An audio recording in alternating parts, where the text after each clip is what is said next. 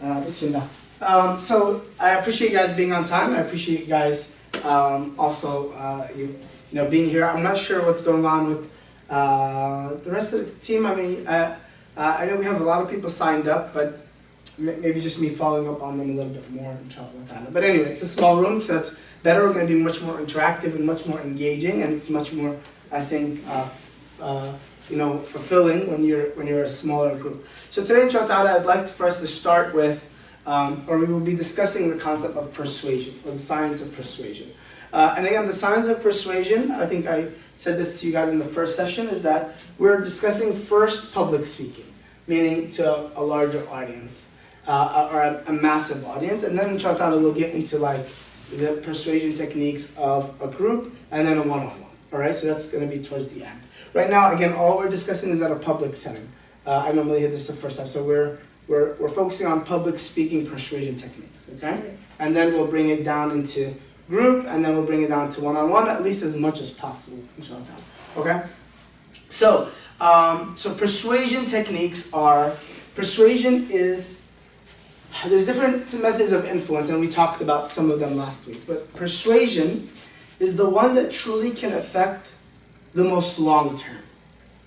Persuasion is the more effective method of influence that is long-term. So influence can, obviously there's different durations, but persuasion is the deepest. Why? What does persuasion focus on? Maybe you guys can, when you think of persuasion, what do you think about?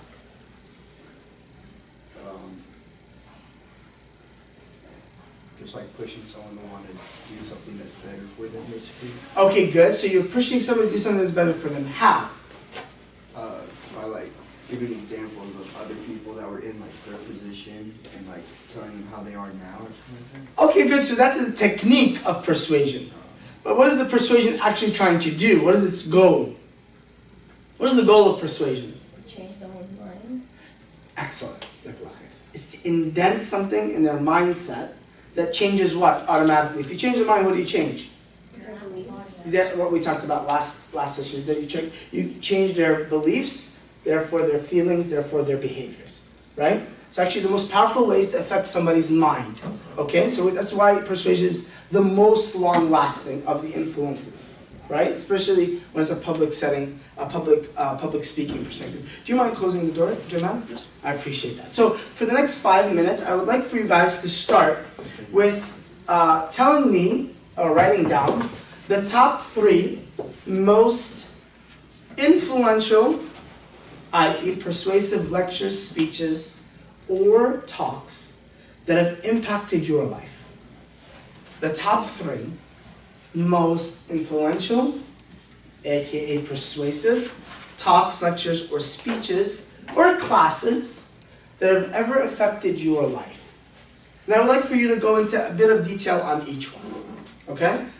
So, a bit of detail, so discuss each, so write down each one, then tell me what was the overall message of the speech, and why do you feel it was so persuasive in changing your thoughts, feelings, or behaviors. Okay? Take a minute, inshallah. Or a couple of minutes.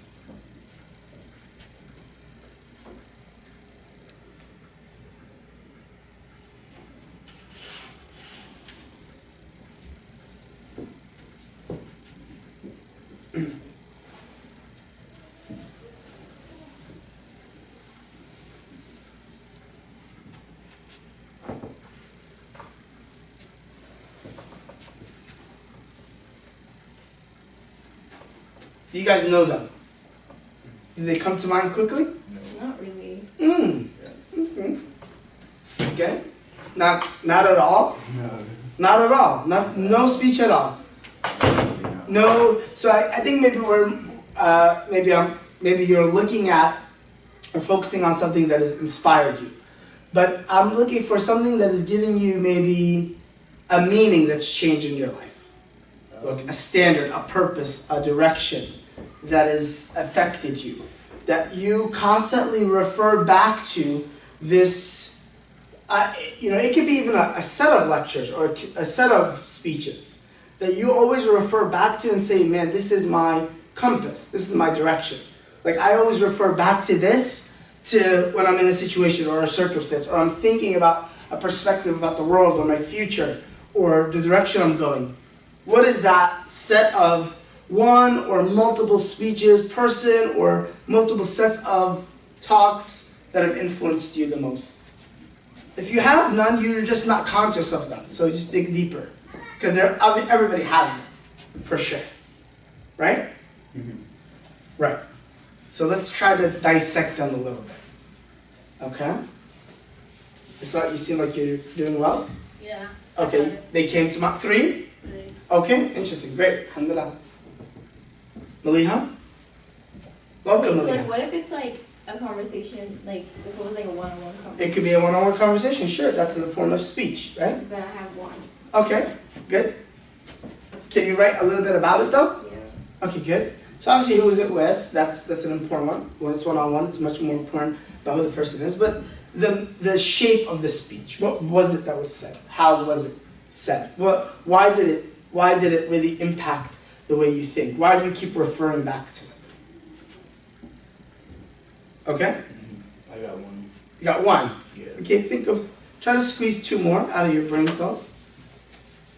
Try to squeeze 2 more.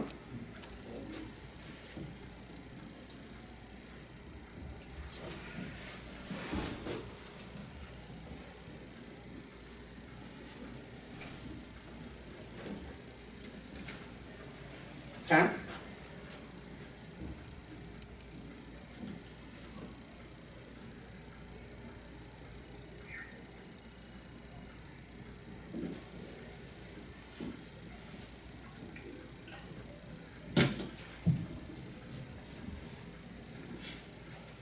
All right, are you guys ready? Ready? Islam, Aliyah? I know. There's only a couple of you guys, so you gotta be able to pick on you. Kind of? Definitely one, right? Yeah, I have one. Nothing else? Can't think. Okay. Are you more influenced by like books and stuff? No. I Is don't that why? Okay. Okay. You just don't think you need more influence in your life, maybe. Maybe. Maybe. Okay. All right. Well, we talked about influence is constant; it never stops. So you're always being influenced. That's not the scenario, but it's about how or understanding how. Okay, let's start. Let's start with Islam. You seem like you're the most prepared, so I wanted to go with you. Go ahead. Number 1 was a video I watched yesterday on Elon Musk. Yesterday. Yeah, on Facebook. Okay, See, mashallah. you get something productive. Okay, good. What was it? Okay, so it was like literally a 10-minute video of just how Tesla His came journey? about. Yeah, his journey. And just like how he literally put in all his money. And he continued putting in like any money he had. Mm-hmm. Even though it was obvious that Tesla was failing. And I don't know if this is true or not, but he said like it was to the point for like his living expenses, he had to ask for family and friends to eat. But, you know, anyway, so that was interesting. Okay. Number 2 was... So wait, I don't want to move past it. Why was it? Oh, okay, because it just showed like, you know when someone is like so steadfast on something, like Mhm. when they know like this needs to happen, they just, like that determination and that power just keep going. Okay. So that's why it was influential. Okay. Cool. Excellent. The second one was a speech on productivity. I don't know if you've heard of it, like the UTD got the productive Muslim guy. Mm-hmm. Yeah, so something he said really like put things into perspective. So he said like even on the day of judgment, if you were planting a plant or a tree or whatever, and you see that, you know, like the sky is falling and then like day of judgment is happening, he said continue planting it, even though you know full well that that plant is going to be destroyed in like 2 seconds. Mm. So that was like mind blowing. Because it just shows like, you know, it's like never too late. Okay. Very So, cool. Yeah, I feel like whenever I need determination to do something, I'm like, it's never too late. Anyway. Okay. Yeah, very good accent. No, I know. Tell me. So why was that? Why did that like impact? Okay, so if I say like, what's the point of doing something or whatever, I just remember like, you know, it doesn't matter. You know, there's always a purpose in that. Okay. Cool. Excellent. Mashallah. All right. Wonderful. And last one? Okay, it was a video also on the Day of Judgment. I don't know, just the guy when he was talking, his voice was so deep, and they had like 2012 clips in the background, so like, I feel like I've seen that one before. you probably have. It was just really deep, Mm-hmm. and it scared me. So. Okay, what was the message? What was the... Oh, it was just supposed to like send the fear of the day of judgment on the person. Okay, okay.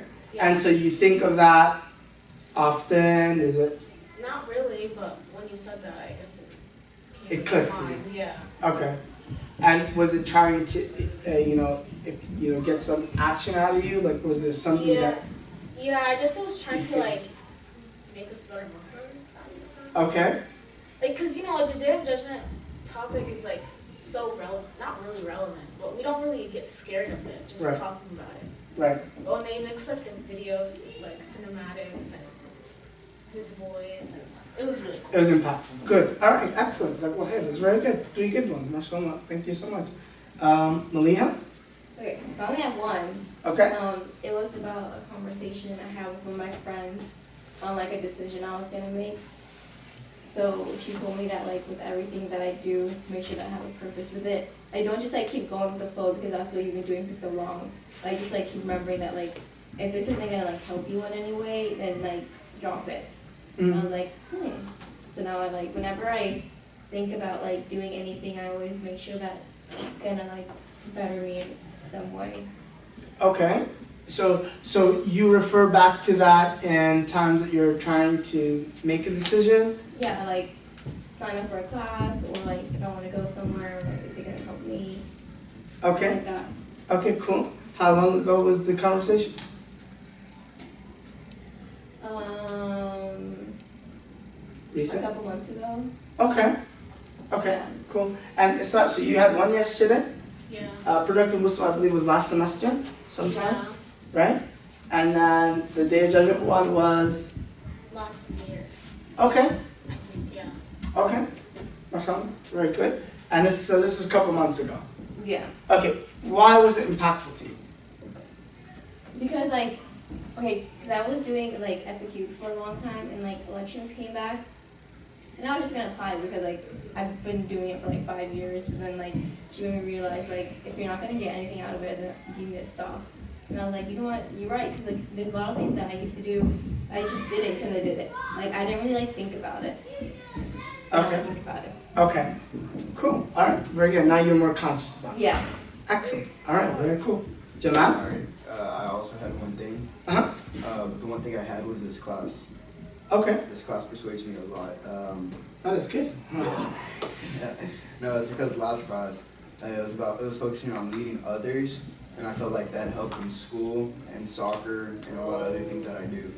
And then this class right here with communication, it also helped with school because I know this is small, but like standing up in front of the class and like presenting your projects and these things, I get so nervous, and then like this is just helping me with that. And then soccer, talking out on the field and stuff like that. So yeah.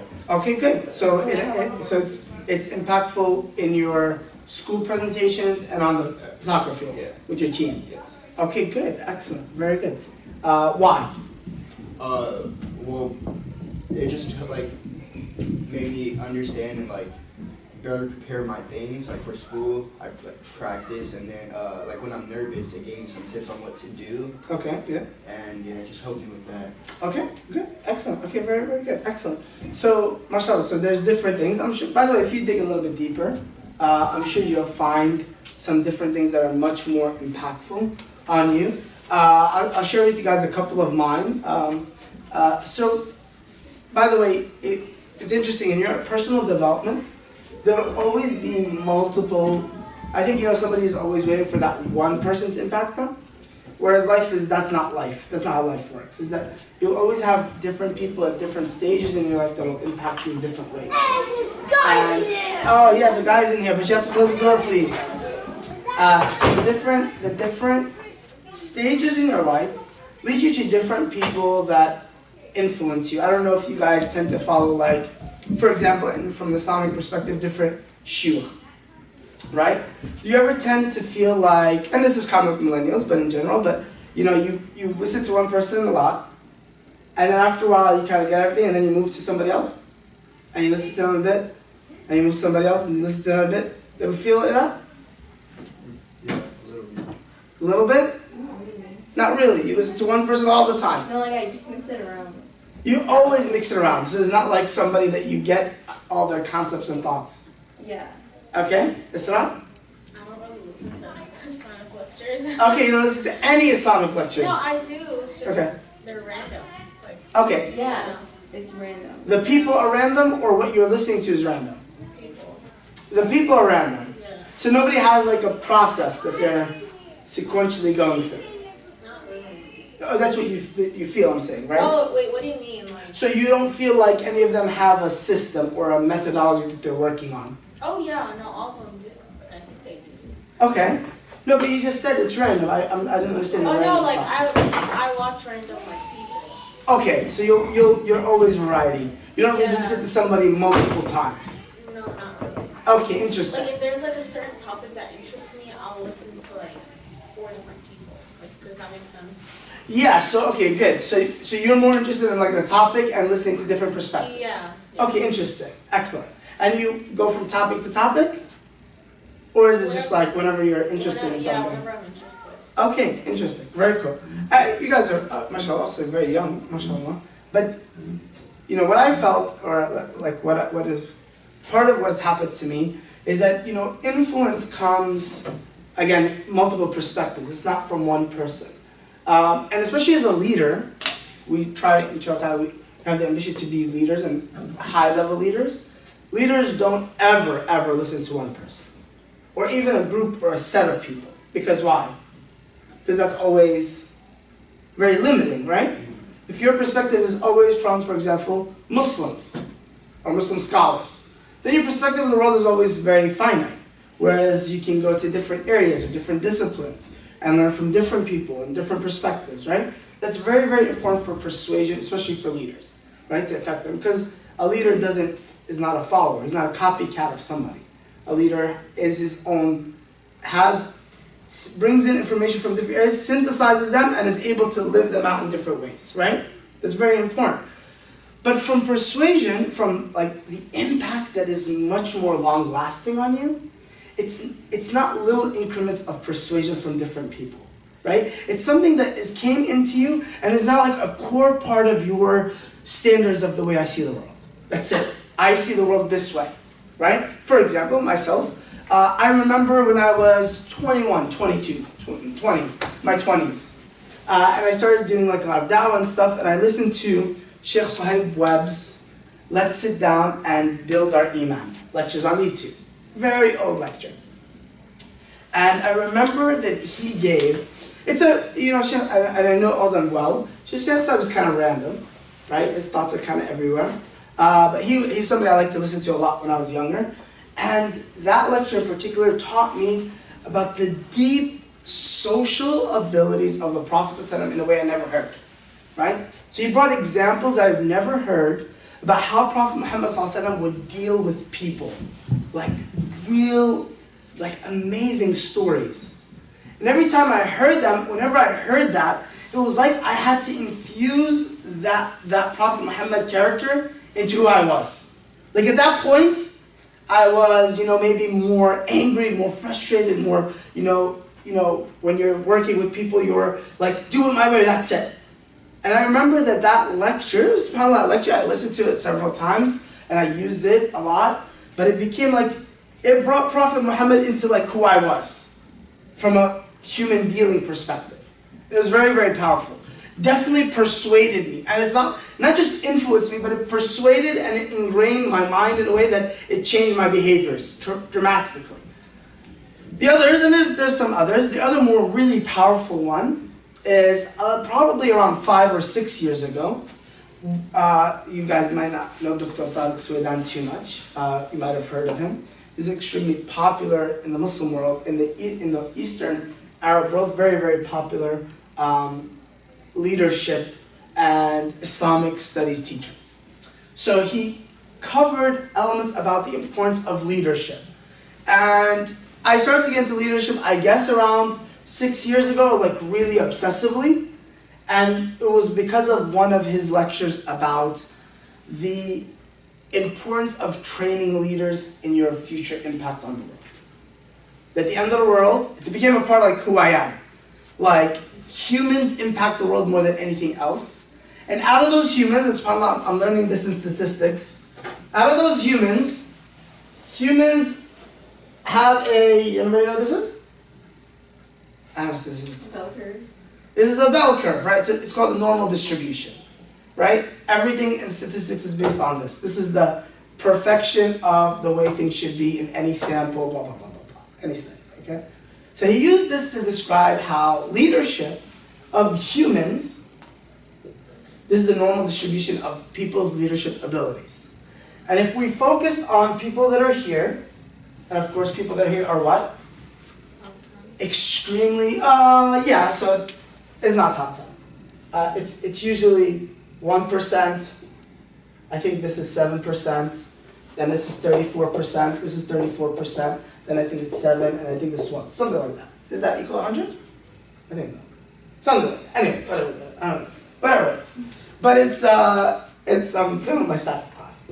But he said that if you focus on training, the 1% or at least that 1 to 2% that are really likely to be leaders or have profound leadership abilities, if you focus on them, then your profound and persuasion or influence on humanity will be much more greater because humans influence humanity.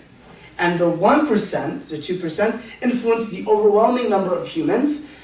And then what was profound was, he said that's exactly what Prophet Muhammad did, because he was the ultimate persuader or influencer.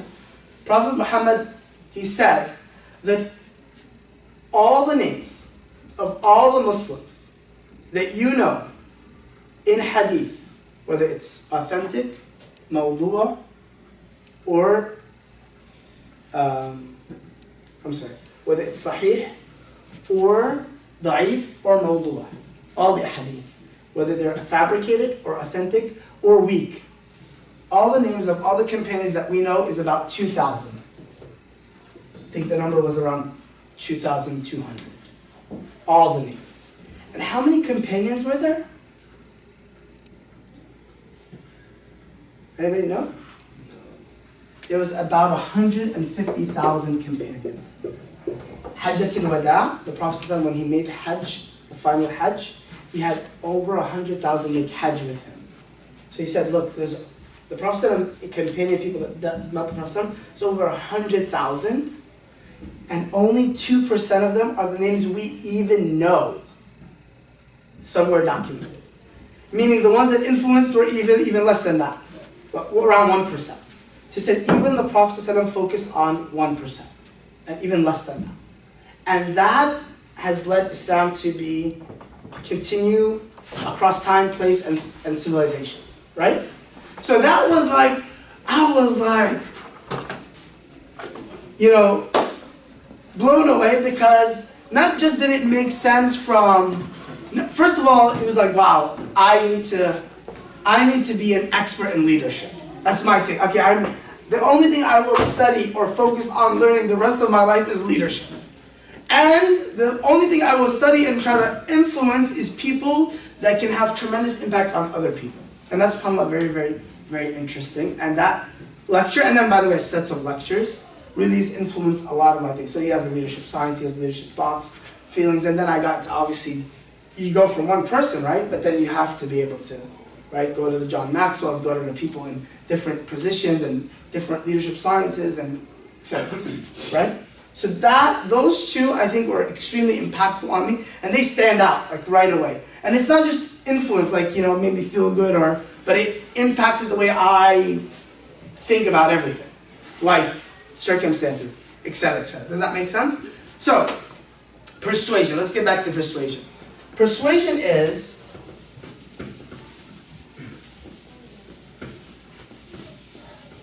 by the way, the room setup for a projector is really bad. If I put it here, it looks really bad. If I put it there, it's kind of weird. So I decided just to kind of keep things simple on the board. I know I don't like to write a lot, and the projector is better, but try to keep them simple and jot down. So persuasion starts with anytime that somebody wants to sell something, right? So if you want to sell a service, a product, an idea, a mission, a movement, whatever it is, right? You're trying to get or maximize the impact on somebody else. If you're a business owner, I'm asking you guys, think of it with me. If you're a business owner, let's say you sell bottles of water, like this, metal bottles of water. What do you think that you should aim for? Selling these or getting a client? What's the difference between a customer and a client? Isn't a client like someone who like comes back, or like a client's like someone who like, I don't know, never mind. Okay, what's the difference between You customer mean and a client? You mean like client as in like large stores or? No, just tell me. I'm asking you, is it the same thing? Is it different? Or what do they mean? Customer or client? A customer is a person like one time, for example. Oh. Client is someone that keeps, like she said, I mean, someone that keeps coming back. Keeps coming back. Good. They're loyal Do businesses want customers or clients? clients. Really? Yeah. I'm if asking. you have, I mean, if you have like different products, you want this one person to buy multiple. Okay, good. And you want them to do what? Keep buying. Keep buying. Very good.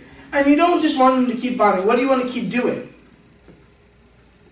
Like keep selling. Yeah, so if it's just bottles of water, what do I want to eventually do for my clients?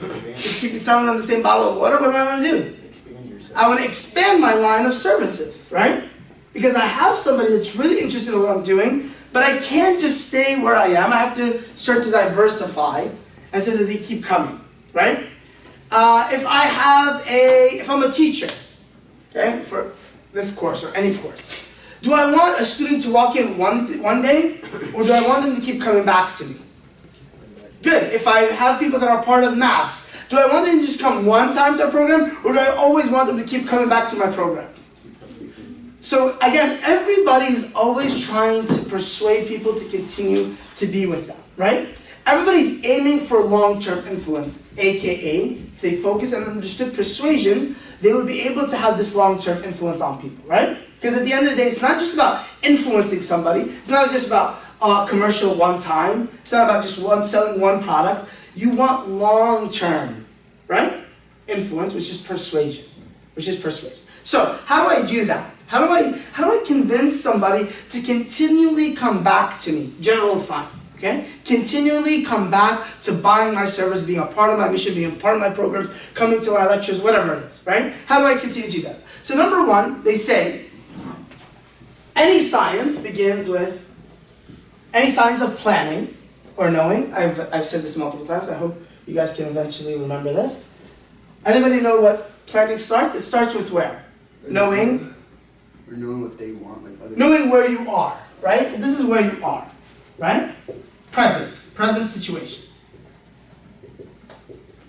Number two, it's always SubhanAllah refers back to this. Number two, this is where you, Want to be? where do you want to go, right? This is your goal, right? And this is how, right? Simple. It's very simple. Simple concepts. Simple molecules make up all the world, right? Everything's just carbon. Just put the way you put together, right? It's always very simple. Present situation, they say, look, you want long-term influence on people. You want to persuade them. That's the science of persuasion, long-term influence. When you persuade people, number one, you should know where they are now, right? So the two areas that you should focus on, number one, is know your demographics, right? Know your people. Know the person you are trying to influence really well. The better and more profound you know them, the more you can do what? The more you can deploy the things that get them to where you want them to go. Okay? So the better you know them, the better you know and how to influence them. So, research tells us, look, you look at things like demographics. What is demographics? By the way, this is general, right? For companies or for speakers, you look at demographics. What does demographics mean?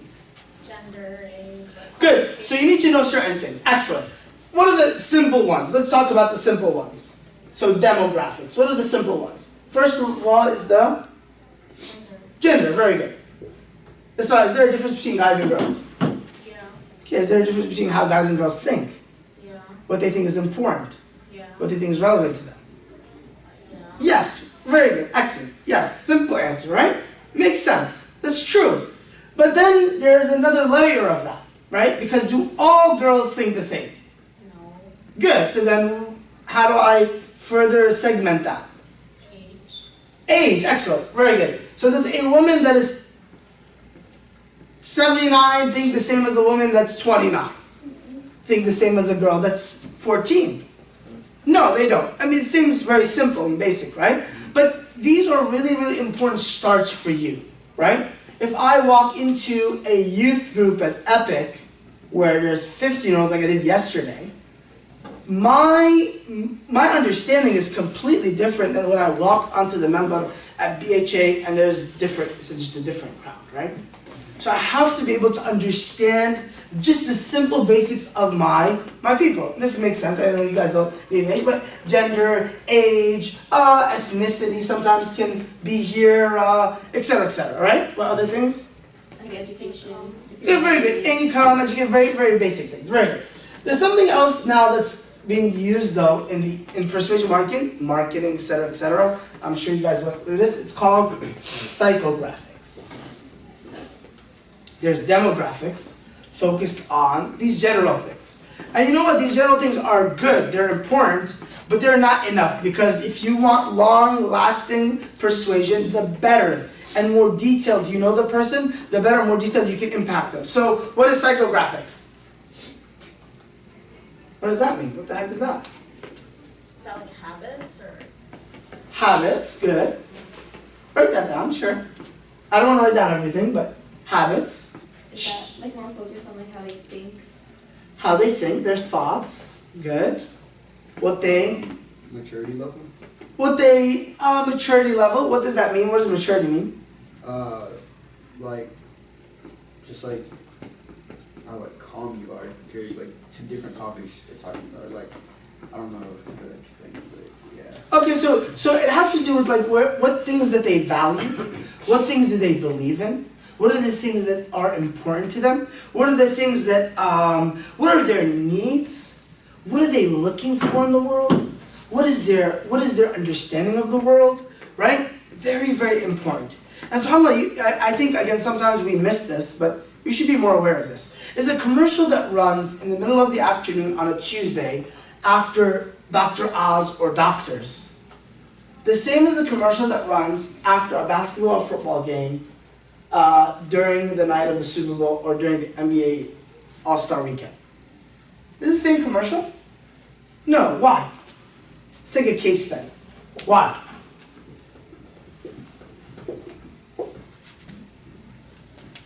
Different groups of people. Okay, good. So who's watching television on a Tuesday afternoon? College students or. Okay, I guess you're a college student. That's very interesting. College students are watching television at 12 o'clock on a Tuesday? Wait, are we talking about afternoon or evening? No, I said afternoon. Oh. Tuesday afternoon. Maybe it's like an adult who doesn't really have a job and trying to like make their lives better. That's what they're watching. Okay, sure. An adult without a job. Good. Or a mom. Or Who are some adults without jobs? housewife. No. Think with me. So first you said people that are without jobs. So who are adults without jobs? Without jobs. Homeless people? I don't think they have a TV, but okay. Great grandma. Okay, so good. So women. Age. Excellent. What kind of women? Older woman. Stay-at-home moms. So they have what kind of children? Young kids, probably. Right, very good. Around what age? Come on, guys. Come on, guys. What age do kids go to school? 4 or 5. 4 or 5. Good. So if she's a stay-at-home mom, how old is her child? She has to be at home with him. Between a baby and 4. Between a newborn, good, and 4. Excellent. Excellent. Very, very good. So a stay-at-home mom, write this down. You guys just write this down. A stay-at-home mom that has a child between the ages of 0, 0 is a bad number. I know. Nobody's 0 years old. But a newborn and 4 years old. Do they put commercials that are focused around children's products? 100%. Absolutely. Almost every other commercial will be focused on that. What else? So she's a stay-at-home mom. Let's focus on this category. Stay-at-home mom with kids. So they're gonna attack. What is the most important thing in her life? Her kid. Of course. She's running around all day worried about her kid. So when the commercial comes up, it's like baby diapers. They smell great, and they don't make an odor, and they don't create rashes. She's like, oh, diaper removals. Disposable, right? Food, baby toys, baby clothing, Gerber, and Johnson & Johnson, and the shampoo, right? And they're going to appeal strongly for that. They understand the psychographics, the most important thing in her life. But then also what is important to her? A mom with a newborn baby. Think with me. We're giving some examples. A mom with a newborn baby. Forget the baby now. What about the mom? Weight loss. Weight loss. Excellent. Absolutely. Why? She just gained a lot of Because she weight. just gained a lot of, excellent. The average, by the way, it takes 3 or 4 years, they say, on average, for one child's baby weight to be removed without like any extraneous work, right? Like without surgery and stuff, right? So there's an extreme consciousness to her weight, to her body, to how she feels, to how beautiful she is. So what are all the products here? Everything that's going to be focused on the thing that she values the most. The way she's perceived, the way her husband sees it, the way her friends see it, the way her family sees it, right? Then what else? Come on, guys. Literally every commercial is diagnosed this way. This is a marketing meeting. This is a meeting for marketing commercials. I don't want to say like cars, but Cars, sure, cars. But where else? Where is she going to be? in the kitchen. In the house. Yeah. Right? She's gonna be in the house. So, other than worrying about her baby or worrying about herself, she's worrying about her house. Cleaning products, kitchen, right? There you go. You got it. Excellent. Very, very good. That's one case study, right? It's just one example of understanding the psychographics of an individual to persuade them. Because at the end of the day, what are they trying to do? They're trying to get them to come. They're trying to get them to come and walk in. Not right away, but just when they walk into a shopping store or something, they're looking, they remember, and then the imagery. We'll get into all that, right? Then we're just talking about them understanding who the person is. Excellent. Let me ask you quickly, very, very, very quickly. Let's do it. So this is a commercial case study, right? By the way, adults without children, adults without jobs. Fathers that are injured. Every lawyer that is an injury attorney, you know when you don't watch the Super Bowl and see an injury attorney commercial. When do you see it? Turn on your television midday. Every other commercial is have you had damage from a car accident? Have you had damage from a fall at work? Blah, blah, blah. Call, blah, blah, blah, attorney. We will get you out of there, right? You guys have never seen that before? You guys don't watch television. Millennials don't watch television. It's sad, but put on the television. Put on channel 7, 8, or 5 on a midday afternoon and watch the commercials. They are targeting the target audience, right? Fathers that are home, that are work, that are without jobs, lost their jobs, retirement, lots of retirement commercials, AARA, and et cetera, et cetera. Understand the psychographics. Let's do a case study of social media. You guys are much better on this, okay? All right. 16-year-old girls, Facebook.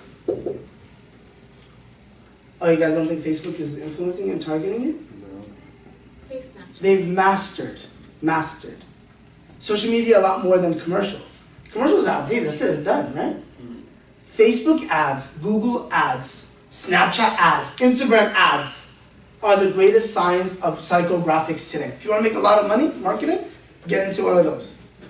Because they are literally, Facebook can have 75 different algorithms just for 16-year-old girls.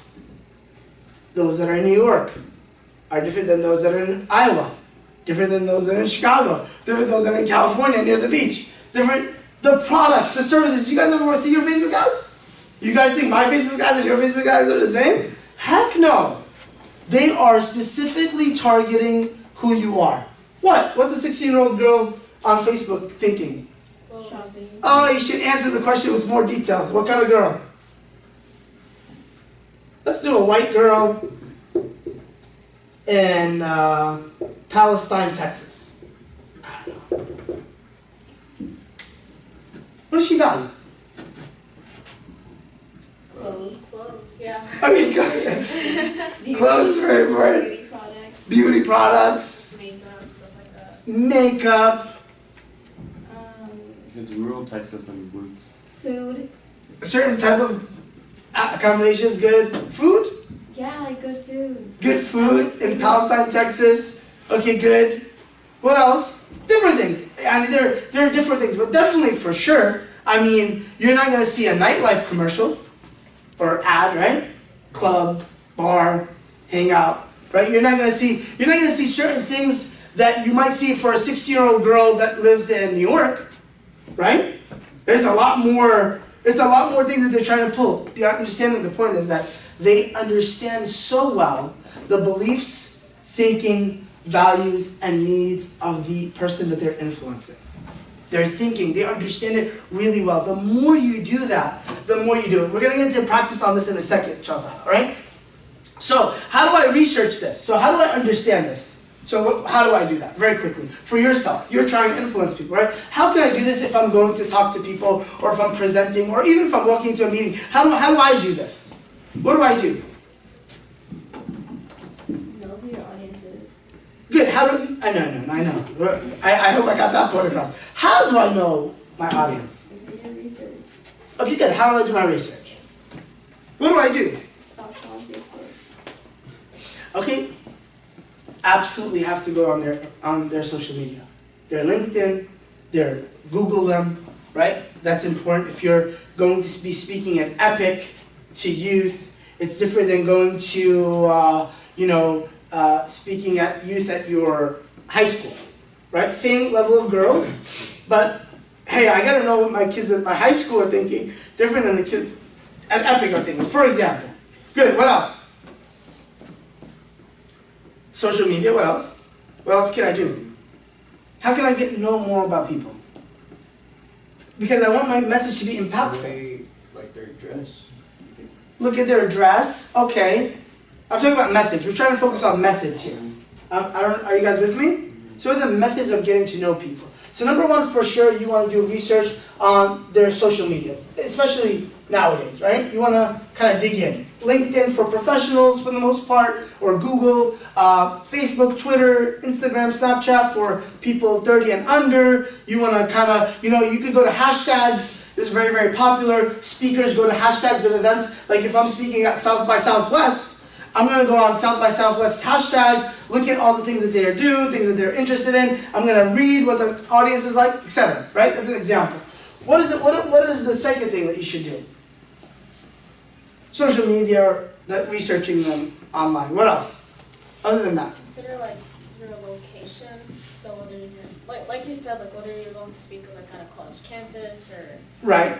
So the actual physical location? kind of. Right. Yeah. You're right. You're absolutely right. I wanted to focus more on the people themselves. How can I know more about the people themselves? Yeah. To influence them. Um, So understanding where they live, their physical location. Okay, good. So understanding like their where they grew up, how they think, what their like socioeconomic. socioeconomics. Excellent, very good. Are they richer, poorer? Is it a minority crowd? Is it a Muslim crowd? Good, excellent, that's good. I wasn't thinking about that, but that's very, very good. I was thinking about you ask the event organizer, right? So you can obviously analyze the location, but the more I ask the person that's in charge about detail. So you should never walk in and speak without getting a lot of information. I got invited to MSA Showdown. So I've never been in an MSA Showdown. I mean, I kind of know what MSA is like, but I don't know anything about MSA Showdown. So brother sent me emails, asking me, can you please come speak? What kind of workshops do you have? So he's like, I don't know. What is MSA Showdown? What do you guys do? So he sent me the program. I replied to him, okay, I don't know. Okay, thank you for the program. So I got on a half-hour call. I asked them all the questions about trying to understand the people. So who's spoken before? What has been impactful? What are they interested in? What is the culture like at the event? What are they looking for? Like a training it's like basketball tournament, soccer, this, that. I was like, how does this fit in? Like, where are we going to be? Oh, it's intended to be more inspirational. Okay, good. What I'm doing is just trying to dive into deeper understanding, and he could tell me that much more than I don't know. So sometimes simply asking the organizer, the person in charge, the person at the venue, but not just like, okay, you know what it is, but diving in more deeper. And last but not least is that you can sample size the audience if you can. Like you can send out a survey, you can send out something, right, where you can able to analyze. But at the end of the day, you want to know why they are there, what their problems are, and how you can fix those problems. Why are they there? At the end of the day, why? Just like the mom, the newborn mom, or the dad that's retired or injured, or the 16-year-old, why are they there? And what are their issues in their life? What are the things that they need? And if you, the greatest companies, organizations, movements, people, leaders, they're the ones that fill and solve people's greatest problems. If you want to become a billionaire like Elon Musk, the bigger the problem you solve, the more impactful it will be, right? So the bigger the problem that humans have, the more impact you'll make on that, right? Always remember that, right? When you're thinking about influence or persuasion in particular. Excellent. So then, I'm sorry, am I ranting? Okay, good. So let's put this into practice. Let's try to do this right now. So that we can put this into practice. What I want you to do, we're going to work on this the rest of the day, okay? Actually, let me do this part, and then I'm going to give you guys the activity, because it's 11 o'clock. The second part I want you to focus on, we're not going to focus a lot on how today.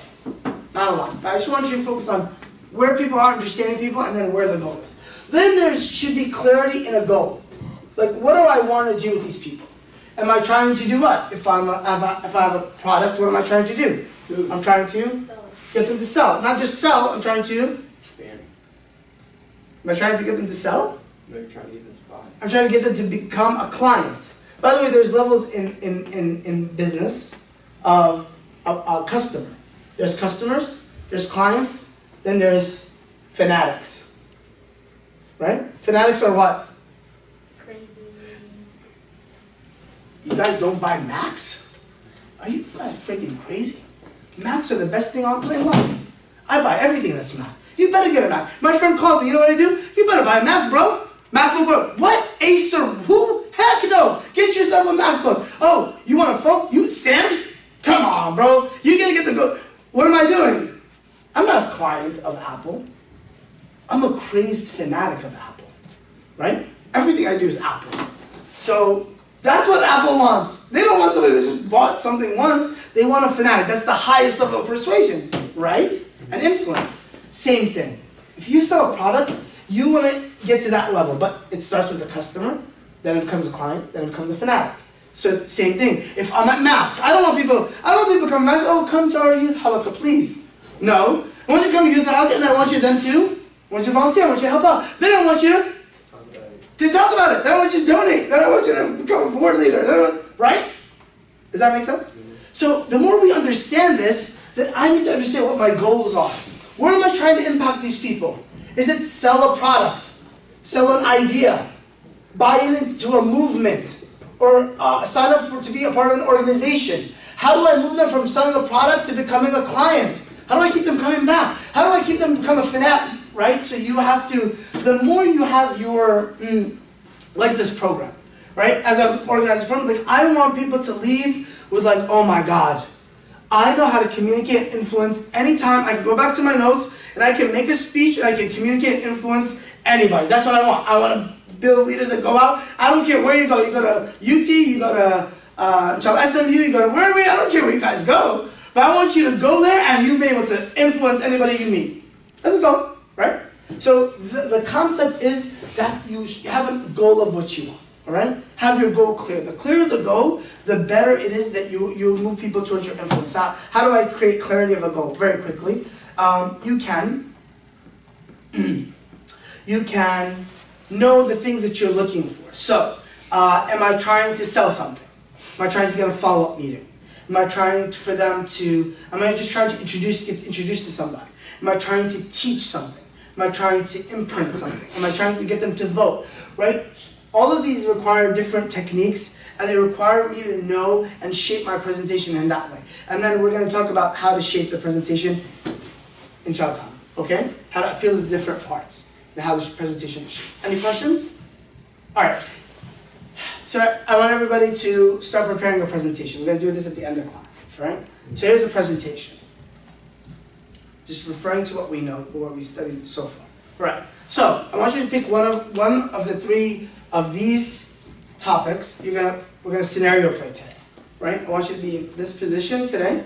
You're gonna shape a presentation based on what we've covered so far. You're gonna focus on these two areas, and then we're gonna go into the how to deliver, and then you're gonna deliver at the end of today. Okay? Does that make sense? Okay. If I don't make sense, just guys tell me I don't make sense. Okay. So here are the three scenarios you have to choose from to present by the end of the class today. Number one, you are the spokesman for the NRA, and you're going to be meeting with the group of mothers from the victims of the Florida shooting and convince them that guns were not the issue, but mental illness was. Okay? That's one choice you can make. Second choice. You guys ready? Second choice. You guys know Tom Harrison? You guys know what happened in Plano? Oh, yeah. Okay, good. Israt knows. Everybody else is asleep. You guys don't know what happened in Plano? What happened with the guy that retweeted the video about Islam? Okay. Okay, good. All right, yeah. Okay, you guys saw the video? Did everybody watch the video? Of course. You didn't watch the video? I know about him, but I didn't watch the video. Okay, you didn't watch the video. Okay. Nobody watched the video? You watched the video? What's it called? The guy that retweeted the video to ban Islam in schools. Yeah. Right. And then someone, like Sarah, someone, I forgot her name, she talked to them, the people in the government area or something like that, and like the mayor came down and he got like fired, or they asked him to resign. The mayor came and asked him to Yeah, resign. I He think didn't it get was fired. like- Right. And there was a protest too. Good, so you guys know about it. Good. I want you to be speaking as Tom Harrison. And I want you to persuade a group of the Muslim community in Dallas that what you shared was not discriminatory, but was meant to show the need for more religion in schools. Wait, more religion? Yeah. What's religion? So if you understood why it is. So, right. More religion. His intent was to do what? This isn't a statement. That there should be more religion in schools. Either ban all of us or bring all of us in. Does that make sense? So his objective was to bring more Christianity into schools. Look, why aren't there Christian prayers and stuff? You guys read his statement. Did you guys read his statement? Okay. So his statement was, my intention was that I didn't understand why Islamic faith was allowed to go into Muslim schools, whereas Christian faith wasn't. That's what his statement was. So, if you guys understood that, okay? Does that make sense? All right, last one. You can choose one of these three. You have to choose one of these three. Okay? You are a youth mentor who wants to convince your high school group, Muslim high school group, to remove all members of the opposite gender off of their social media account. Okay? Alright. So you have to choose one of these, okay? Choose the one that you think you can be more effective in. And I want you to start by doing these two things. Do the assessment of where the people are you're going to talk to right now, and do where do you want to take them, or what do you want to try to convey to them? What's the goal? Okay? How are you going to try to attain that goal? Okay, take 5 minutes, 5 to 7 minutes. You're not going to shape, I don't want you to shape the speech. You're not shaping the speech yet. All I want you to do is to start understanding the demographics and the psychographics, list them out, and I want you to write down what would be the goal of your speech? What are you going to try to deliver? What is it that you want to get across? Okay? Write down some of the goals of what you want to do in your speech. Is that clear? Does this make sense? So just the goals and demographics. Yes, so assess where they are. So this is the assessment and goals. Okay? What was the first one again? The one about the NRA. So you are an NRA spokesman, and you're going to speak to a group of the mothers of the victims of the Florida shooting, and you're going to convince them that guns are not the issue, but mental illness is.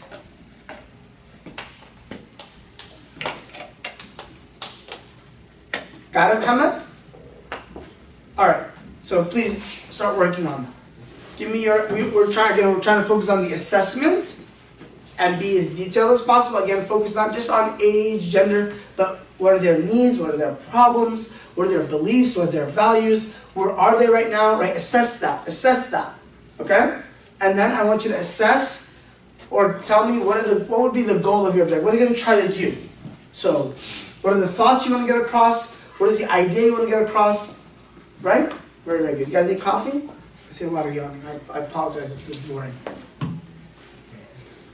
Coffee is an amazing drug. You should get yourselves addicted to it. I'm a coffee fanatic.